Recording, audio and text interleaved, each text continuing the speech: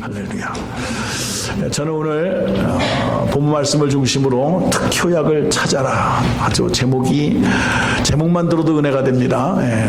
여러분의 인생 속에 아주 꼭 필요한 것이 응답되어지고 발견되어지고 그것이 적용이 되어져서 다 회복되어지는 귀한 역사가 있기를 바라는 마음으로 그냥 특효약 이것을 단어를 생각해내고 특효약을 찾아라 이렇게 제목을 정했습니다. 우리가 지난 3월 중순부터요 4월, 5월, 6월, 7월 오늘 마지막 주일까지 무려 4개월 동안을 이스라엘의 역사 중에서 솔로몬에서부터 시작을 해가지고요 그래서 남쪽 유다, 북쪽 이스라엘에 무려 42명의 왕들이 일어나서 그래서 나라를 다스리는 그 사역을 공부를 했습니다. 기억이 하나도 안 날지어다. 기억이 안 나야 돼요. 그래서 날마다 여러분들은 들을 때마다 그런 말씀을 내가 언제 들었나 참으로 귀하다 이렇게 해석을 하셔야지 들었던 거 또 듣네 이러면은 은혜가 좀 떨어지겠죠. 자, 그런데 중요한 것은 하나님 보시기에 참 선한 왕이 있고 하나님 보시기에 참 악한 왕이 있었다라고 성경은 말씀하고 있습니다. 참 이게 아이러니컬한 거예요. 아니 왕은 아무나 됩니까? 대통령은 아무나 됩니까? 하나님께서 세워주셔서 왕까지 됐으면은 세워주시는 하나님 아버지 앞에 영광을 돌려야 될 왕들이 무슨 억하심정이 있어가지고 하나님을 배신하고 엉뚱한 짓을 하는 모습을 보게 된단 말이죠. 근데 그 많은 왕들 중에서 뭐 아주 선한 왕이 있고 적당히 선한 왕이 있고 아주 악한 왕이 있고 그런데 두 사람만 성경이 칭찬한 것을 봐요. 하나는 다윗이고요. 그 다음에 훗날 히스기야 왕에 대해서 칭찬을 했어요. 그 칭찬한 내용을 성경을 통해서 찾아보게 되면 열왕기하 18장 3절에 이렇게 말합니다. 히스기야가 그 조상 다윗 모든 행위와 같이 여호와 보시기에 정직히 행하였다. 이렇게 히스기야에 대해서 평가를 하면서 히스기야가 그렇게 행동한 것이 내 마음에 합한 다윗처럼 그렇게 잘했다라고 평가를 해주십니다. 또 그렇게 한 히스기야를 향하여 열왕기하 18장 7절에는 여호와께서 저와 함께 하심에 이 저는 히스기야거든요. 히스기야와 함께 하심에 저가 어디로 가든지 형통하였더라. 이런 복된 말씀을 해주십니다.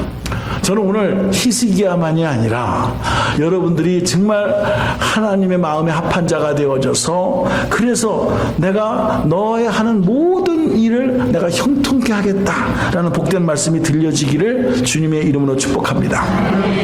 그런데 우리가 생각하는 형통과 하나님이 생각하는 형통이 달라요. 요게 이제 우리가 하나님의 뜻을 제대로 알아야 되는 그런 겁니다. 우리가 형통한다 그러면은 뭐 아프지도 않고 뭐 돈도 잘 벌고 자녀도 잘 되고 전쟁도 없고 문제가 하나도 없는 것을 형통 이렇게 생각할지 모르지만 여러분 하나님이 형통케 하시는 방법은 편안해서 편안해지는 것이 아니라 역경과 고난 속에서 하나님의 능력으로 해결되어지고 풀어지고 회개하고 그러니까 다듬어지면서 하나님께서 형통케 하시는 인생이 될 줄로 믿습니다.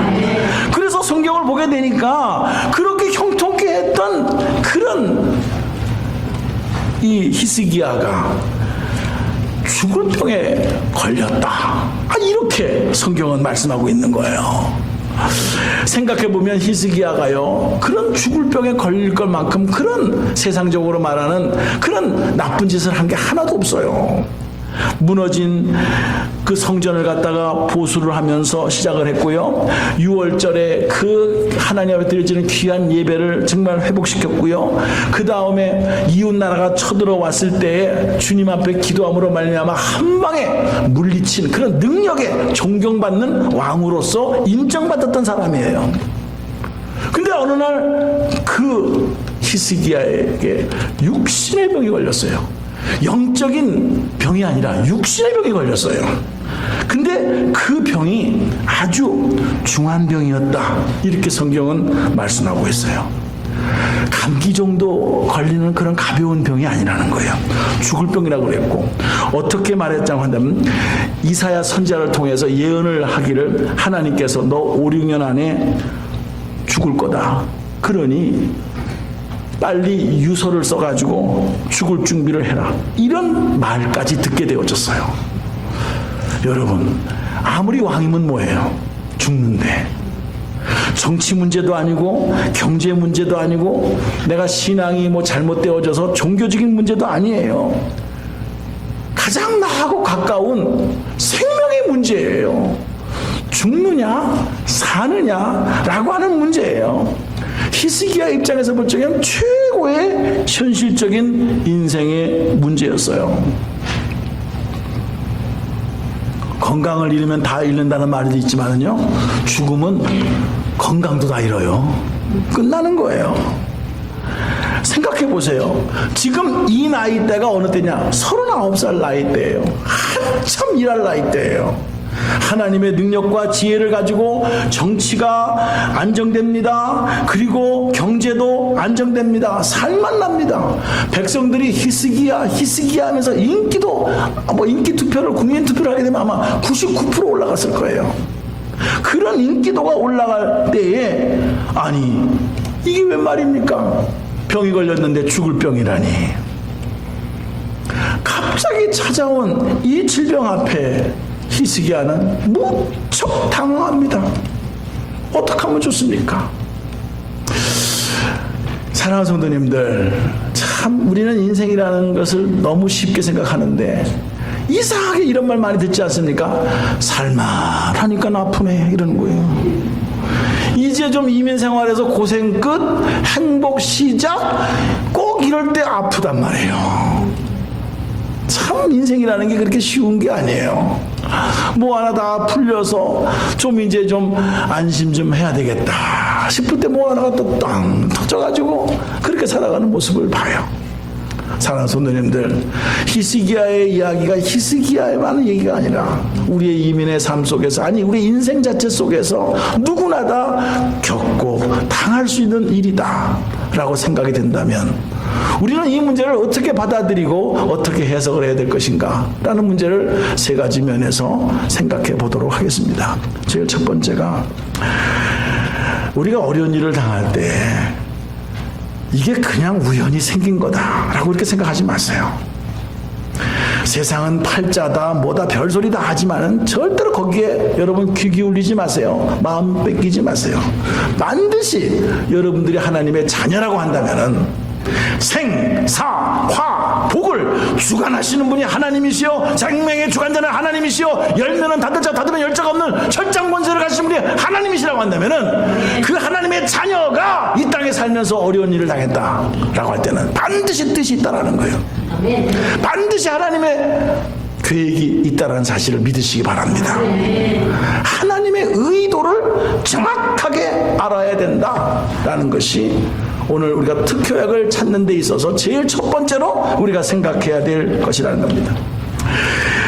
열왕기하 20장 7절을 보게 되게 되면은 그 병이 무슨 병이냐에 대해서는 정확하게 말하고 있지 않고 종처, 부스럼이 생겼다 이렇게 말하고 있어요.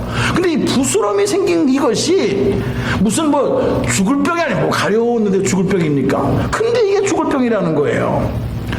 정확한 병명을 몰라요. 그냥 나타난 증상이 몸에 뭐 뼈두락지가 하나 났다. 근데 이게 죽을 거라는 거예요. 여러분, 이 말을 들을 때 여러분 무슨 반응을 하겠습니까? 진짜 내가 생각해봐도 이건 죽을 수도 있는 병이네 라고 몸에서 증상이 나타난다면 인정할 수가 있는데, 아니 뼈두락지 하나 난 걸 가지고 죽는다, 빨리 유서 써라, 그것도 이사야 선지자가 와서 그런 말을 했을 때 히스기야는요 참 기가 막혔을 거예요. 내가 왜 이런 일을 당해야 되나 라고 하면서 정말 히스기야는 고민을 많이 했을 거예요. 근데 한번 생각해 보면은 이런 것을 한번 상상해 볼 수가 있어요. 히스기야가 정치를 잘하면서 백성들을 일깨우면서 종교개혁을 일으켰지만은, 그러나 세상 사람들, 특별히 아수르라는 나라는 상관없어요. 어쨌든 그 나라를 갖다가 번성시키고 침략하기 위해서 쳐들어옵니다. 이럴 때 히스기야는 한 나라의 왕으로서 얼마나 정신적인, 육체적인, 영적인 충격을 받았겠어요. 한 집안에서도 사업장이 힘들 때, 또 생활비가 없을 때 부모님들은 그 부담이 굉장히 너무너무 심합니다. 아이들은 배고파서 울고, 아이들은 등록금을 달라고 해도 등록할 돈이 없고, 그때 부모님의 심적 부담은 큰 거죠. 한 나라의 왕은 그렇습니다. 그만큼 심적 부담 속에서 아마 그는 안에서 엄청난 스트레스가 있었을 것이다, 이렇게도 해석을 합니다. 그래서 그것이 나타난 것이 종기가 볼록 나온 것이지만은 이 종기 안에는 엄청난 지금 병균이 퍼져가지고, 그래서 죽을 병이었다, 이렇게 판단할 수 있다는 거예요. 히스기야는 나타난 종기를 보고 이것이 왜 생겼는지 갈등하고 있었을 때, 하나님의 선지자 이사야는요, 정확한 진단을 하나님의 말씀 안에서 해석을 해주고 있는 것이 이사야에서 38장 17절에 나와 있는 내용입니다. 아까 보여주셨죠? 그 내용을 보게 되면은 이사야 선지자가 히스기야를 향하여서 하나님의 말씀을 대언합니다. 따라서 읽겠습니다. 시작. 보옵소서, 내게 큰 고통을 더하신 것은 내게 평안을 주려 하심이라. 주께서 내 영혼을 사랑하사 멸망의 구덩이에서 건지셨고, 또 내 모든 죄를 주의 등 뒤에 던지셨나이다, 라고 이사야 선지자가 말씀을 합니다. 왕이요, 지금 죽을 병에 걸려 있지만은 하나님의 의도는 죽이기 위해서 죽을 병을 주는 게 아닙니다. 이거예요. 내가 너에게 주는 것은 평안을 주기 위하여 잠시 큰 고통을 더한 것이다. 우리하고 전혀 생각하는 방법이, 프로세싱 하시는 방법이 다릅니다. 여기서 평안이라고 하는 것은 피스라는 말로도 번역할 수가 있지만은 히브리 말로 본다면 살롬입니다. 살롬. 이 하나님께 주시는 평강, 그 평강, 위로부터 내려오는 그 평강, 이것을 주기 위하여 잠시 너에게 큰 고통을 더한 것이다, 라는 말씀입니다. 사랑하는 성도님들, 이건 성경을 통해서 다시 한번 생각해 본다고 한다면은, 여러분, 요한복음 11장에서 죽은 나사로가 살아난 장면이 있죠. 나사로야 나오너라 라고 했을 때 나사로가 붕대에 이 감싸 있는 상태로 그냥 띠뚱띠뚱거리면서 걸어 나왔다는 장면 기억하시죠? 여러분이 나사로라고 생각을 해보세요. 분명히 죽어서 썩은 냄새가 나고, 나도 분명히 죽은 거 나도 아는데, 주님이 나를 불렀을 때 죽은 시체가 벌떡 일어나가지고 걸어 나왔다라는 그 경험을 한 나사로는 나중에 죽었을 거예요. 분명히 두 번째로. 죽음을 두려워했을까요? 한번 죽었다가 살아난 사람은요, 죽음을 두려워하지 않아요. 우리가 지금 처음 당하는 죽음이기 때문에, 한 번도 가보지 않는 길이기 때문에 두려워하고, 어떻게 될까? 내 자식은 어떻게 될까? 내 아들, 딸들은 어떻게 될까? 내 가족은 어떻게 될까? 걱정하는 것이지, 한 번 죽어봤다가 살아난 사람은요, 죽음에 대한 해석이 달라요. 하나님께서 우리에게 주시는 고난, 고통은요, 지옥에 집어넣기 위해서 한 것이 아니에요. 평안을 주려 함이니라, 살롬을 주려 함이라는 말은 이 고난을 통하여 우리의 영적인 성장이 있게 하고요, 이 고난을 통하여 하나님을 더 가까이 가게 하고요, 이 고난을 통하여 우리의 영성을 훈련시키시는 선하신 방법이 있다는 사실을 믿으시기 바랍니다. 이것을 마음에 합한 다윗은 이렇게 시편에서 119편 67절에 이렇게 고백합니다. 고난 당하기 전에는 내가 그릇 행하였더니 이제는 주의 말씀을 지키나이다. 시작. 고난 당하기 전에는 내가 그릇 행하였더니 이제는 주의 말씀을 지키나이다. 인정하십니까? 솔직히 그래요. 아무리 당신이 뭐 대단한 것 같지만 말입니다. 주님 만나기 전에는 내 잘난 맛에 살았던 사람들이에요. 미투 내 잘난 맛에 사는 사람이에요. 그래서 내 생각에 맞는 대로 내 기분대로 살았어요. 근데 주의 말씀에 고난을 당하고 나니까 그 말씀이 귀한 줄 알았어요. 한 번만 고백한 게 아니라 119편 이어서 71절에도 고난 당한 것이 그래서 내게 유익이라. 이로 인하여 내가 주의 율례를 배우게 되었나이다. 시작. 고난 당하는 것이 내게 유익이라. 이로 말미암아 내가 주의 율례를 배우게 되었나이다. 참. 저는 저 말씀 묵상하면서요, 여러분들이 말씀을 모르는 게 아니라 아는데 고난 당하기 전과 고난 당한 후의 말씀의 깊이가 달라. 인정하십니까? 그래요. 우리가 똑같은 말이라도요, 인생을 경험해 본 사람은 그 말의 깊이를 알아요. 그러나 인생의 깊이를 모르는 사람은 말의 깊이를 몰라요. 똑같은 말을 배우고 그냥 사용한다 할지라도요, 인생의 고난을 깊이 당한 사람은 그 진짜 말씀의 깊이를 알게 되면서 그 뜻을 다시 한번 깨닫게 된다는 사실을 믿으시기 바랍니다. 하나님께서 형통케 하시는 방법, 우리의 인생을 복되게 하시는 방법은 여기만이 아니라 신명기를 통해서 8장을 통해서 모세가 이스라엘 백성들을 향하여 너희들이 왜 광야의 길을 40년 동안이나 걷게 하시는 이유가 뭔지 아느냐? 걸어서 가게 되면 열흘도 안 돼서 애굽에서 가나안 땅으로 갈 수 있는 그 거리를 10일이면 갈 수 있는 거리를 40년 동안 뱅글뱅글 돌리게 한 이유가 뭔지 아느냐? 이겁니다. 하나님께서 지름길이 몰라서, 하나님의 특효약이 몰라서, 하나님이 이렇게 하면 좋게 될 것이라는 걸 몰라서 우리를 일부러 뱅글뱅글 돌리는 게 아니에요. 하나님은 우리를 너무나 잘 아세요.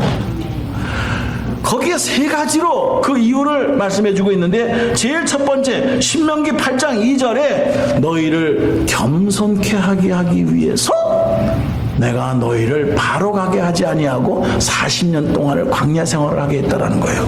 시작. 여호와 하나님께서, 시작. 여호와 하나님께서 이 40년 동안에 네게 광야의 길을 걷게 하신 것은 기억하라. 이는 너를 낮추신다. 첫 번째, 낮추시는 거예요. 겸손케 하는 거예요. 이게 목적이에요. 하나님이 지름길을 몰라서, 하나님의 가장 좋은 거를 몰라서 바로 응답할 수가 없어서 응답 안 해주시는 분이 아니라 늦추시고 기다리게 하시고 인내하게 하시는 것은 당신을 겸손케 하기 위하여. 왜? 교만한 자는 패망이요 겸손한 자에게 은혜를 베푸신다고 그랬거든요. 겸손을 훈련시키시기 위하여 내가 이렇게 했다.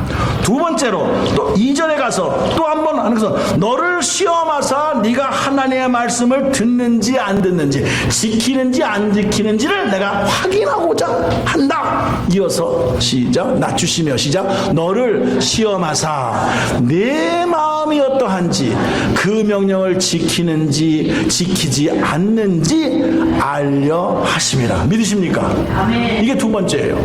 자, 우리를 낮추시고 우리를 지키는지 안 지키는지 테스트만 해보시는 분이라고 한다면 우리는 그 하나님 믿지 않아요. 근데 그렇게 하신 목적이 정확하게 신명기 8장 16절에 결론적으로 나오고 있어요. 16절을 보게 되니까 내 열조도 알지 못하는, 그리고 만나를 광야에서 내게 먹이셨나니, 시작. 내 조상들도 알지 못하던 만나를 광야에서 네게 먹이셨나니 이는 다 너를 낮추시며 너를 시험하사 마침내 네게 복을 주려 하심이니라. 낮추시는 목적이 뭔지 아느냐? 네가 내 말을 듣는지 안 듣는지 테스트 해보는 목적이 뭔지 아느냐? 마침내 복을 주려 하심이라. 대단한 말씀입니다. 광야의 길은 너무나도 힘든 길입니다. 물이 없어서 고통을 당하고요, 방향을 알지 못하는 곳이 광야입니다. 그래서 인생을 광야라고 그렇게 비유도 합니다. 근데 하나님께서 형통의 길을 가게 하기 위하여 그 광야의 길을 걸어가도록 허락했다라는 거예요. 우리는 그 광야의 길을 통해서 내가 하나님이 아니로구나, 내가 뭐 다 할 수 있는 것 같지만은 안 되는 것도 있구나, 아, 내가 하나님의 도움을 받아야 살아가는 존재로구나. 네? 이런 거를 환경이 좋은 데서는 못 느낍니다. 그러나 광야를 통해서 하나님의 하나님 되심을 깨닫게 되고 인간의 연약함을 알게 되면서 주님, 내 힘으로는 할 수가 없습니다. 인생이라는 것이 내 힘만으로 살 수 있는 것이 아닙니다. 주님 도와주세요. 나는 연약한 존재입니다. 이런 고백을 통해서 나의 생각이 바뀌어지는 거예요. 이거는 우리가 공부해서 바뀌어지는 것이 아니에요. 똑똑해서 바뀌어지는 것이 아니에요. 학원 가가지고 특수 과외를 받는다고 해서 바뀌어지는 것이 아니에요. 하나님의 인생의 막대기를 통해서, 채찍질을 통해서, 광야를 통해서 우리의 생각을 바뀌게 하신 거예요. 그 대표적인 게 똑똑하다면 똑똑하다고 소문난 바울이 되기 전에 사울. 그 사람은 가말리아의 문화생이요, 8일 만에 할례를 받고 바리새인 중에 바리새인이요, 율법으로는 흠이 없는 자다. 아주 빵빵 튀는 사람이었어요. 그 사람이 맨 마지막에 그 광야의 길에서 심한 고생을 겪고 난 다음에 하나님을 만나고 나서 하는 말이, 내가 죄인 중에 괴수로다. 어떻게 그런 말 할 수 있어요? 광야의 길을 경험했을 때 겸손하고 낮추시는 하나님의 뜻임을 믿으시기 바랍니다. 베드로도 마찬가지예요. 자기가 수제자로서 폼 잡았다가 결국에 가서는요, 베드로가 이 모양 저 모양으로 힘든 과정 속에서 삶을 사다가 의를 위하여 고난을 받으면 복이 있는 자다 라고 하면서 베드로전서 3장 14절에 말씀해주고 있고, 사도 바울은 로마서 5장 3절과 4절에 다만 이뿐만이 아니라 우리가 환난 중에도 기뻐하나니 환난은 인내를, 인내는 연단을, 연단은 소망을 이루는 줄 알미로라. 이런 위대한 고백을 그냥 한 게 아니라 환난에서 깨달았다라는 거예요. 고난 속에서 깨달았다라는 거예요. 생각해 보세요. 아브라함이 아들 하나 낳기 위해서 25년 동안을 여러분 인내하면서 기다렸습니다. 아들 하나 낳기 위해서. 여러분들이 하면 난 그 아들 하나를. 아브라함은 25년을 기다렸어요. 세상에. 야곱은 30년을 외삼촌 라반의 집에서 20년 왔다 갔다 하면서 탑게 30년을 하면서 훈련하신 하나님이세요. 모세는 어떻게 했습니까? 왕궁에서 40년, 처가집 살이에서 40년, 80년을 훈련받아서 마지막 쓰시게 되고, 다윗은 17년 동안 사울왕을 요리 피하고 저리 피하면서 죽을 고비를 넘기도 17년 만에 왕이 됐어요. 사도 바울은 3년 반 동안 아라비아 사막에 가서 훈련받음으로 하나님의 깊은 진리를 깨닫고, 그래서 신약의 반을 쓰게 된 놀라운 일들을 우리는 봐요. 하나님께서 위대하게 쓰임받는 사람들은 반드시 광야의 학교를 통과하고 그 광야의 학교를 통해서 하나님의 진짜 뜻을 깨달았어요. 하나님의 섭리를 깨달았어요. 하나님의 계획을 깨달았어요. 그들에게는 결코 고난이 아니었다라고 마지막에 고백하고 있어요. 고난받는 것이 내게 유익이다. 아멘. 여러분, 지금 광야의 길을 통과하고 있습니까? 나는 왜 이렇게 이런 어려움 속에서 살아야만 하는가 라고 고민하고 있습니까? 아니에요. 하나님의 의도는 반드시 그 고난을 통해서 놀라운 역사를 이루게 하시는 하나님의 섭리가 있다는 사실을 믿으시기 바랍니다. 두 번째로, 그러면 문제를 깨달았으면 문제만 알면 뭐합니까? 해결점이 있어야죠. 고난에서 해결할 수 있는 방법이 있어야죠. 두 번째가, 문제에는 반드시 특효약이 있다는 거예요. 자, 한 인간 히스기야에게 문제는 뭐였습니까? 죽음이라고 하는 큰, 어떻게 자기가 해결해 볼 수 없는 그런 방법이었어요. 자, 죽게 됐다라는 소식을 듣게 되자 그는 어떻게 하나님께 나아갔습니까? 제일 첫 번째 특효약은 뭐냐 하게 되면은, 기도를 대충 하는 게 아니라 전심전력으로 기도하는 거예요. 집중적으로. 이사야서 38장 2절을 보게 되면은 이사야 선지자는요, 이렇게 기록을 합니다. 히스기야가 죽을 병에 걸렸을 때 벽을 향하여 여호와께 기도를 했더라 했어요. 저 말을 내가 깊이 한번 묵상을 해봤습니다. 아니, 성전에도 분명히 하나님의 어떤 무슨 임재와 같은 그런 뭐 법궤가 있고 있을 텐데, 거기서 않고 무슨 이런 벽을 향해서 기도를 했다라는 거예요. 벽을 향해서. 여러분, 이게 좀 이해가 됩니까? 그냥 우리가 벽을 향하여 기도를 했다는 그 벽이 뭡니까? 여러분들이 한번 성령의 도우심으로 생각을 해보세요. 물론 열왕기하 20장을 보게 되게 되면은 약을 발랐어요. 무화과를 따서 무화과에 즙을 내 가지고 반죽을 해서 그 상처난 부분에다가 발랐다, 이렇게 성경은 말씀하고 있어요. 그러니까 여러분들이 뭐 믿습니다 하고 뭐 약을 안 먹는다든가, 나는 뭐 기도로서 낫겠습니다 라고 뭐 병원을 안 찾아간다든가, 그거는 너무 극단적인 방법이에요. 하나님은 의사도 사용하시고, 하나님은 지혜를 주셔서 약도 발명하게 하셔서 병든 자를 치료하시고 귀한 약을 통해서 치료하시는 하나님이심을 믿으시기 바랍니다. 그러므로 의사를 찾아가더라도 약을 먹더라도 기도하면서 먹어야지. 이 약도, 이 의사도 하나님의 장중에 있으니까 하나님이 사용하시옵소서 라고 하면서 기도하면서 드셔야지, 그냥 약을 의지하고 의사를 의지하고 하나님을 의지하지 않는다면 그거는 잘못된 방법이라는 것이지, 약 자체를 끊어라, 의사를 찾아가지 말아라, 이 방법은 아니었어요. 무화과 반죽을 가져오라 하며 가져와서 상처에다 놓았으니까 나았다, 이렇게 성경은 말씀하고 있어요. 그러면 히스기야가 벽을 향하여 기도한 그 벽은 뭐냐? 이겁니다. 벽. 그러면 우리가 상식적으로 생각에 뭔가 장애물이에요. 오늘 히스기야 입장에서 볼 적에는 벽 그러면 제일 첫 번째 죽게 되었다 라고 했으니까 죽음의 벽이에요. 또 그 죽음은 뭐로부터 오느냐? 질병이에요. 질병의 벽이에요. 내가 왜 이렇게 병에 걸려? 낙심의 병이에요. 또 낙심하면서 의심이 생겨요. 의심의 벽이에요. 의심을 했다가 낙심을 했다가 절망을 했다가 마음이 왔다 갔다 하는, 이게 다 벽이에요. 벽을 향하여 기도했다라는 말은 우리 눈에는 벽이 보이지만 히스기야가 기도할 적에는 그 벽 뒤에 우리의 절망을 치료하시고 우리의 사망을 치료하시고 우리의 의심을 치료하시는 하나님이 계심을 믿으시기 바랍니다. 이게 벽을 뚫는 방법이에요. 여러분의 앞에 놓여있는 벽은 무엇입니까? 그 벽 앞에 한 발자국도 가지 못하고 주저앉고 원망과 불평으로 살아가 있는 사람이 있습니까? 그러나 그 벽 뒤에 오늘도 역사하시는 하나님을 발견하게 되기를 주님의 이름으로 축복합니다.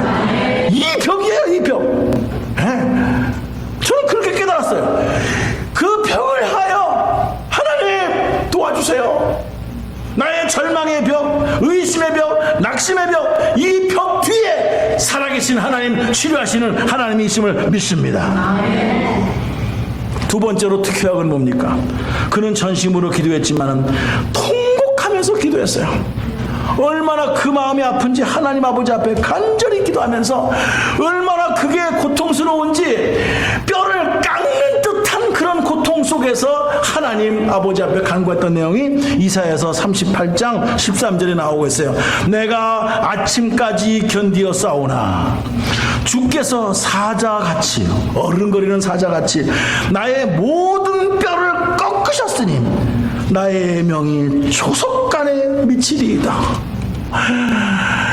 뭐 그냥 이거는 아이고 어떻게 내 스스로 아침과 저녁으로 수시로 컨디션이 달라지고 수시로 그냥 막 몸에 온 뼈가 꺾어지는 듯한 고통 속에서 내가 지금 그냥 숨을 헐떡거리고 있나이다 라고 하면서 죽음에 대한 공포, 또 아픔에 대한 공포, 이런 여러 가지 생각에서 통곡하면서 하나님께 부르짖었다, 이렇게 말하고 있어요.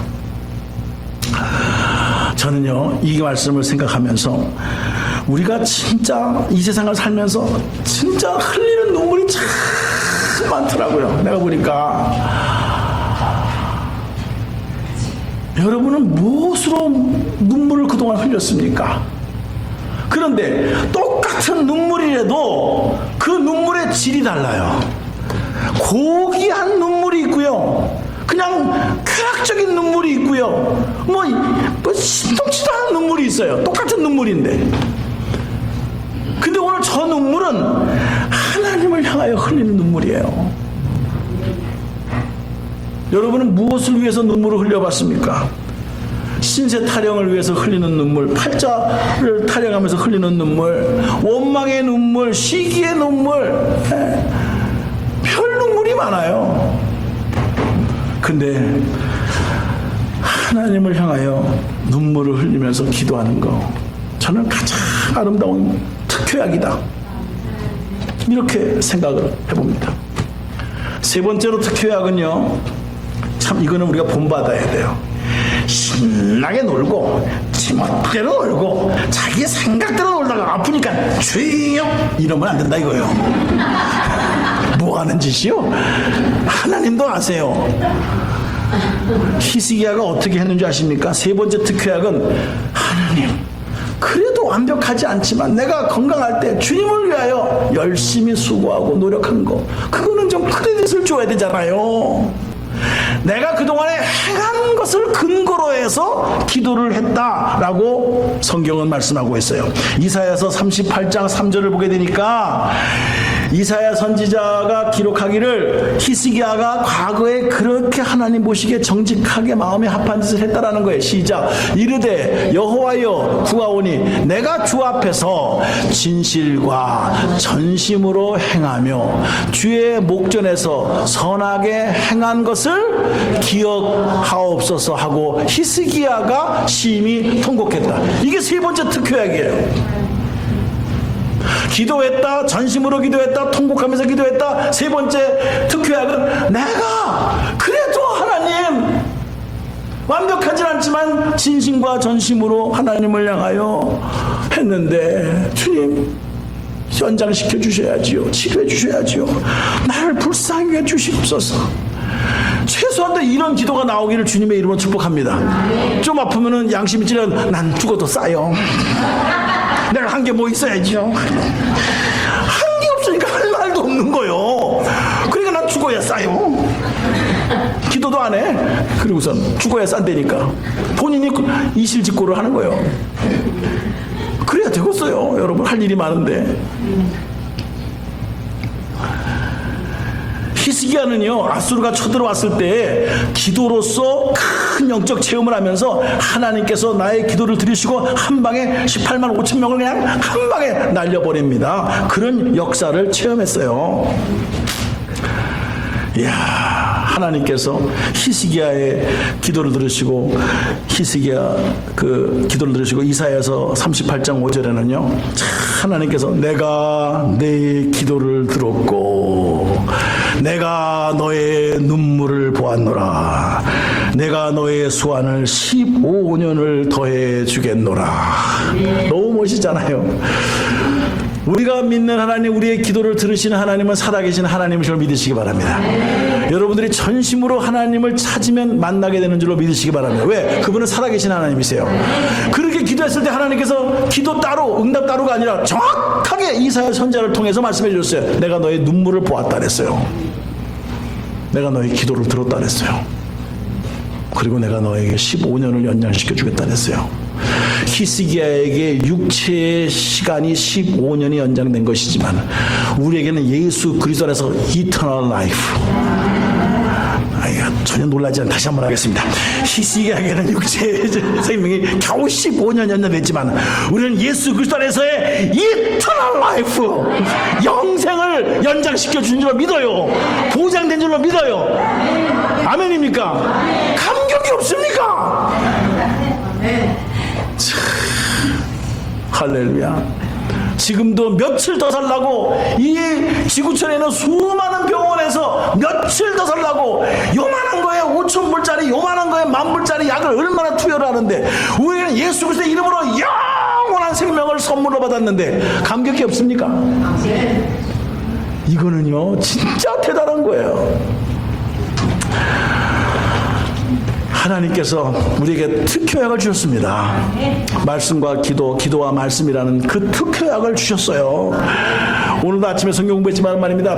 정말 예수님은요, 이 땅에 오셔서 정말 어느 누구보다도 기도가 필요 없는 분이었어요. 그분 자신이 말씀이기 때문에 말씀이 필요 없는 분이었어요. 그런데 마태, 마가, 누가, 요한복음을 보세요. 어느 누구보다도 예수님은 기도하셨어요. 어느 누구보다도 말씀을 붙잡았어요. 그런데 우리 인간은 어느 누구보다도 말씀이 필요한 사람이고 말씀이 가까이 해야 될 사람인데 어느 누구보다도 인간은 말씀을 멀리하네. 기도를 멀리하네. 특효약은 이미 정해진 거예요. 말씀과 기도예요. 기도 외에는 이런 류가 나갈 수가 없느니라. 왜 우리는 이런 기적을 못 베풉니까? 주님께서 하시는 말씀은 너 기도 안 해서 그렇다. 기도 외에는 이런 류가 나갈 수가 없다. 특효약이에요. 특효약. 믿으십니까? 믿으십니까? 기도하고 약을 먹으면 그게 특효약이 되고 기도 없이 약을 먹으면 들으나 마나요. 먹으나 마나요. 진짜예요, 이거는. 그런데 제가 결론을 내리면서 특효약이 특효약으로만 끝나는 것이 아니라 특효약이지만은 특효약을 먹었는데 약발이 안 들을 때가 있어요. 왜 그런 줄 아세요? 그는 교만이에요.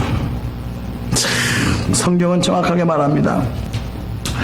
히스기야가 드디어 응답받고 얼마나 부와 영광과 재물이 차고도 넘쳐서 지금 갖고 있는 창고로서는 더 이상 채워낼 수가 없어. 그래가지고 몽땅 다 그 창고를 새로 지어라. 그래가지고 거기다가 몽땅 다 보물을 채워넣습니다. 그 소문이요, 이웃나라에까지 퍼졌어요. 그래가지고 역대하에 보게 되게 되면은요, 32장 31절을 보게 되게 되면 그 북쪽에 있는 바벨론 나라가 사신을 보내가지고 그거를 진짜 맞나 안 맞나 확인하러 보냈어요. 자, 그러니까 히스기야가요, 기분이 좋아가지고 모든 창고를 다 보여줍니다. 모든 보물을 다 보여줍니다. 31절 펴보실래요?